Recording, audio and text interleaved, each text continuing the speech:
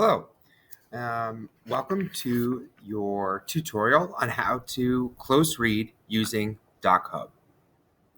The first thing you'll need to do when you open up the PDF is to use your cursor, come up to Open With, and select DocHub. Before you begin on your close reading, a couple of things. One, you absolutely should have your close reading procedures open, as this will indicate to you what you need to do for each round of reading.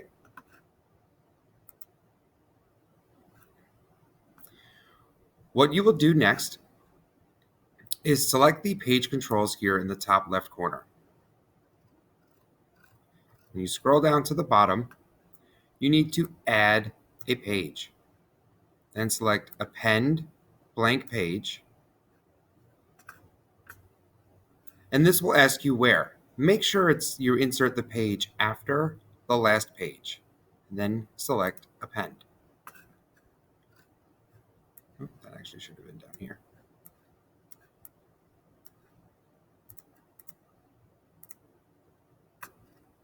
You'll notice I added a blank page to the bottom. Okay, let's go back.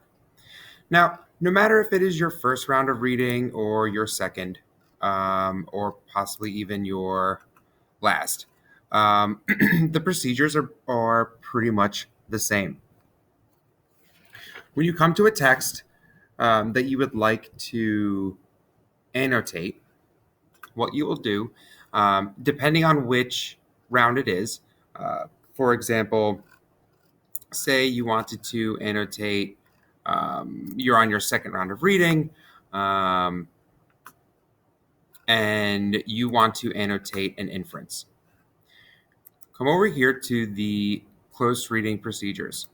Here is the icon that you use to indicate that it is an inference or that you are connecting to an element of the story. Oh, I'm sorry, not inference. I'm sorry. This would be the third round of reading. You would come over here to the light bulb in order to make an inference. Simply copy that icon.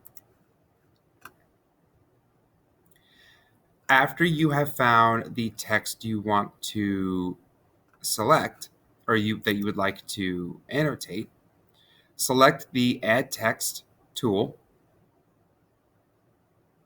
place it near where you want to highlight and annotate, then hit Control-V to paste the icon. It would also be helpful if you labeled it inference. Again, this is for this part of the third round of reading. Now, to highlight, you will highlight these in green. Okay, so we know that inferences are highlighted in green. I will go over to the highlight tool, then select my color, green. That looks a little dark for my purposes, so I'm going to lighten it up a little bit, then hit save. And simply, I'm now drawing a box around the text that I want to highlight. I'm actually going to move this over a little bit. Okay. The third round of reading is a little different. So as in with the first two, your annotations and your comments will pop up on the right-hand side. However, for the third round of reading, that blank page that you inserted, notice the light bulb, is where I will write down my annotation. Let's practice what it would look like for either the first or second round, though. So let's see here. Yes, frantic order. Yeah, not sweep. Okay.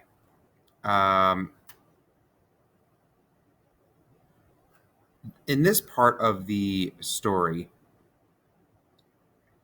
Mrs. Hadley is worried that she is being replaced by the technology.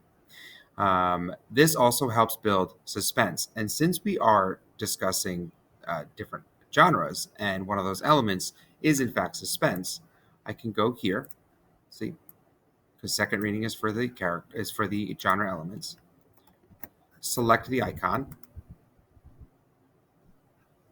copy it. Again, the second round, is to be highlighted in pink.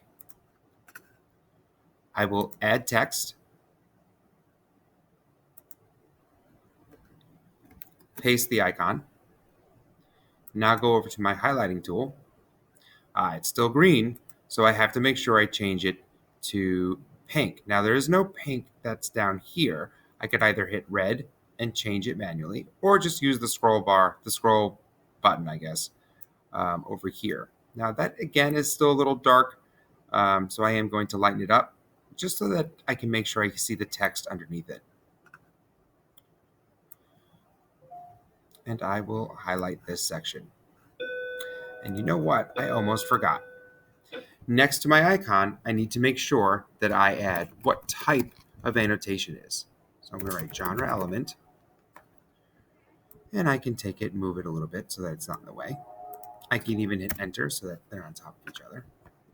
Now to annotate this side, in order to leave a comment, I'll come over here to the comment tool and simply place it next to the genre element. Actually, I think this has to be on the right-hand side. And I'm going to add that this moment adds suspense because Mrs. Hadley is becoming more and more worried.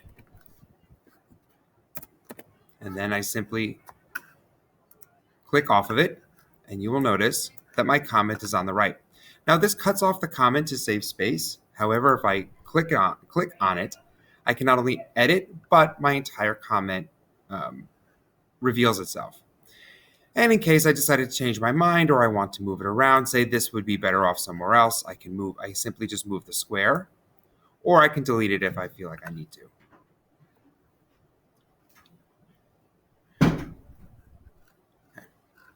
I know that was an example of the second round, and I started off with the first round, with the third round, because I did want to show you the notes that you would leave on the third page. Essentially, each step is the exact same. As you can see here, I have left comments on the first page. If I scroll over to the right with these two comments, you will see both annotations. They are clipped again to save space. However, if I select them, it will present itself and show the full text. When you are done with your annotation, go over here to the right-hand side to your controls. You can hit send and send it as an email attachment, or share. I'd like you to share this with me, so I could see your annotation. You can copy the shareable link and put it in your task tracker, or you can share with me directly. It works the same. I hope this cleared up any confusions or issues. You do have access to the slides here. These are the exact same directions. So if you do need to either rewatch the video, or if you want to see the tutorial in a step-by-step format, please use the slides. Thank you very much. Enjoy your day.